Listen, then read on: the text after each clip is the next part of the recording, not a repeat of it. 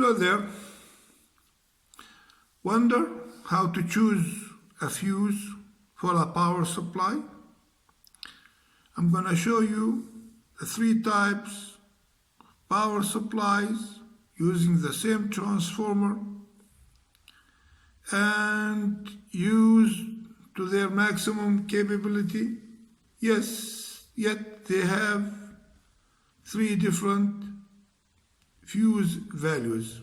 Okay, and always the fuse, of course, it's a T type, it's a lag type, and I'm gonna show you the 3 types we have in here. The half wave,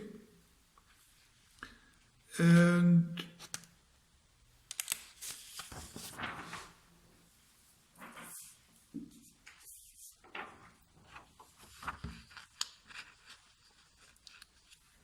we have here the full wave center tap. Okay, and we have the last type, which is the full wave bridge type of power supply, regardless if it has a center tap or without a center tap. I mean, you have a single cap in here or a single resistor instead of the 2. They are all the same. Okay.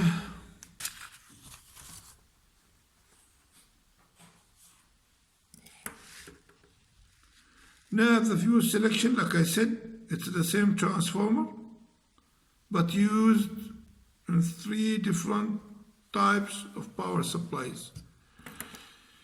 In many publications, they just recommend a fuse value of 1.5 to 3 times that transformer primary rated current. That's what they almost always do. They do not bother to calculate how to choose that suitable fuse for that suitable type. Always you have to use that time lag T type at the entrance of your power supply. Such a fuse can supply 10 times its rated current for 100 milliseconds and 30 times its rated current for 10 milliseconds. So that's enough to charge the empty storage caps in the power supply without blowing up. Okay, and I'm gonna show you the equation that I've been always using depending on the type of that power supply. It is the primary current max. It would be equal that alpha multiplied by the IAC divided by N. Okay, where's the N? Is the primary AC voltage divided by the secondary AC voltage. Alpha is a multiplier which equals 1 for the full wave center tap rectification.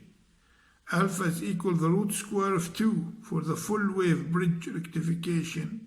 And alpha will be equal to 2 for a half wave rectification. And I'm going to justify why the value of alpha keeps changing and affecting the value of the fuse. The IAC of the transformer, that's the RMS value of it, always equals the PT, which is volt ampere, divided by the VAC, that gives you the IAC. Okay, and when you introduce a 25% as a safety factor, you will get the equation as follows. It's a 1.25 multiplied by the alpha factor that we talked about before, multiplied by the IAC.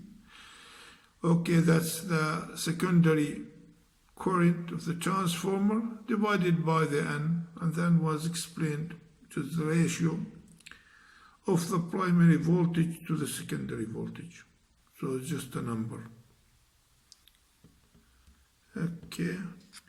Of course, at any time you can get a true RMS meter and plug it in the place of the fuse and see what current you are getting, and add to that 10 to 20% more as a safety factor.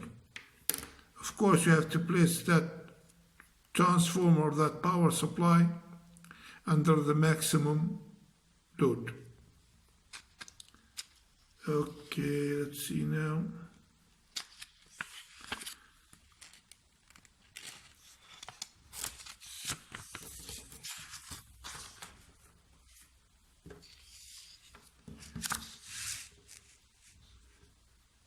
Now, why we chose our alpha to be 2, 1, and to be the root square of 2. Okay. Now, for the full wave rectification center tapped, we have an alpha equals 1, which means a lower fuse value. Why? Because the IM under such a condition, which is the maximum peak current, is allowed to be equal 2 times the IAC. Okay? So that would be equal to the same RMS rating of the transformer, 2 times the IAC ratings of the transformer, but it only operates 1/2 at a time. Okay, 2 times that one and operates for half the duration, and the other half it will be relaxing. So you have only 1/2 operating at any given time, and the other one is relaxing and demagnetizing.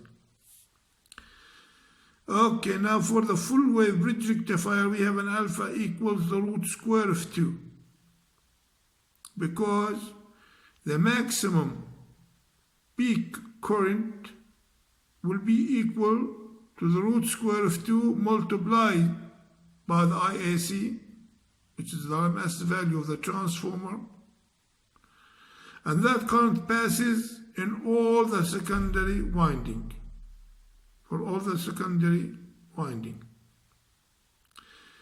And for the half wave rectification, alpha is equal to, which makes the value of the fuse high. Why? Because the same thing, IM will be equal to 2 times the IAC. You are allowed to make the peak current as high as 2 times the IAC without exceeding the transformer specifications. But this current, okay, will pass in all the secondary winding. That's the reason why. And that will store a lot of magnetization energy in the winding that it has to be returned back when that diode is off, when you reverse the polarity. So actually you are having double that current passing through that fuse when you are using that halfway rectifier. And we see in here, even the alpha indicates whether the transformer is relaxed or not. And you can see that when you have that alpha 1, indicates the transformer is fully relaxed and it's not stressed at all. And there is no magnetization energy in whatsoever. Okay, so that's why the alpha is 1. That means whatever you are getting out of that, the mains through that fuse, actually it's being delivered to the load. That's what it means. Okay. Now I hope that was useful. Thanks for watching.